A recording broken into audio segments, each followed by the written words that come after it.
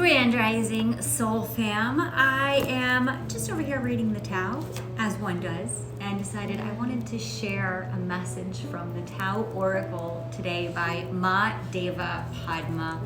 And this is for number 11, peace. Couple keywords: harmony, balance, perfection, equipoise, a sense of well-being, favorable conditions, and expansion.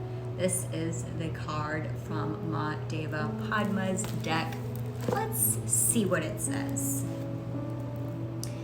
To experience peace at any level is a blessing.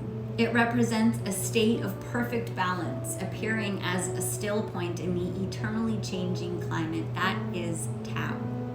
These periods of harmony mark the delicate period of transition between darkness and light.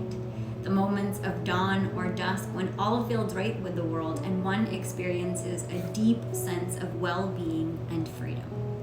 Such moments are luminous and shimmer with promise. Heaven is manifest on earth and life feels so divine.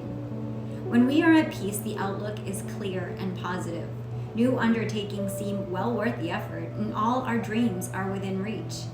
Life is exhilarating and uplifting once again. New possibilities appear out of the blue, unfolding effortlessly. Past struggles suddenly seem to have faded away, and the road is clear to progress in any direction you choose. As perfect as it all seems, don't miss the opportunity being offered now by squandering the time in self-indulgence. Present conditions come with a caution. Use the gift of this moment well. Do not become lulled into unconsciousness during this period, for the delicate balance of peace can easily be lost through lack of awareness. We tend to fall asleep or lose awareness when peace descends because the child in us wants to believe that everything is finally as it's supposed to be and should stay that way forever, as in a fairy tale. But nothing stays the same forever. Life is an ongoing journey, a dance of light and shadow, and our lives are a fleeting reflection of that vast movement, not the source of it. You must remember that you are part of a flow and learn to move in sync with it, rather than against it. In the natural cycle of things, there is a time for fruition and a time for dissolution. These aspects are not in opposition to each other. One is not good and the other bad. Rather, they flow into one another and are interdependent. Stop worrying about things you can't control and getting lost in details, and expand your inner vision to encompass this understanding. Embrace this holistic view of things. You can be certain that the present conditions will not last indefinitely, so use this time to reach out to life with your whole being. Let others know your dreams and plans. Be open to whatever comes your way and consider every possibility. There are great opportunities hidden in the most unexpected places. Whatever your dream, you will attract the support needed to set the wheels in motion. Take time to consider the influences that have brought about this moment, for harmony and well-being are born from balancing extremes. In nature, the sweetness of springtime invariably follows winter's restrictions, and the same applies in our own lives, both inner and outer. When we are great, we are a reflection of the greater. When we are foolish, we have forgotten that, whether bad or good, we are always children of the Tao. So in any hexagram, there will always be 6 lines, 6 expressions. You may find yourself resonating with one, maybe 2, maybe all, maybe none. Invitation to see if any of these applies to you. If you have gene key 11 in your chart, this would be the number after the dot. Bottom line, this is a time of expansiveness when it is possible to have a positive influence.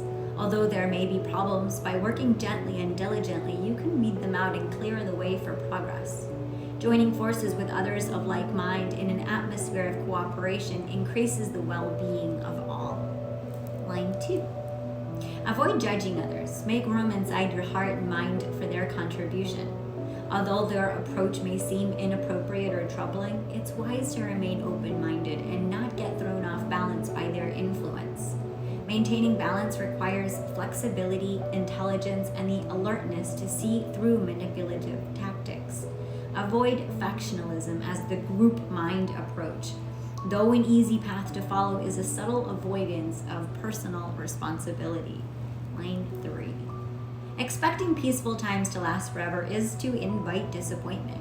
It's far wiser to approach events from moment to moment in a state of equanimity. Remember not to fall into expectation of either positive outcomes or difficulties, and your maturity, independence, and centeredness will increase. Line 4. Others will respect you not because of any show of cleverness or boastful attempts to impress on your part, but because of your natural simplicity and sincerity. You don't have to say a word. The ability to maintain a composure and persevere even during difficult times speaks volumes about your personal integrity. Line 5. A harmonious union is brought about when the stronger is self-sacrificing and modest in approaching the weaker. Competition and comparison should be avoided at all cost. Although there may be a gap between you and another, don't let it become a chasm by fostering an attitude of superiority. And line 6, top line. Accepting the situation without fighting it or bemoaning your fate requires self-discipline and maturity. Put your energy into strengthening meaningful relationships and pay greater attention to areas that you have neglected in either your relations with others or your own well-being. This, again, is the card. You can barely see it, but there's just a little bird flying peacefully in there. Barely even see them. Right now we're in gene key 26 of invisibility, and this is the gene that follows it. So interesting to follow them. Sending you so much love and light this week. Namaste.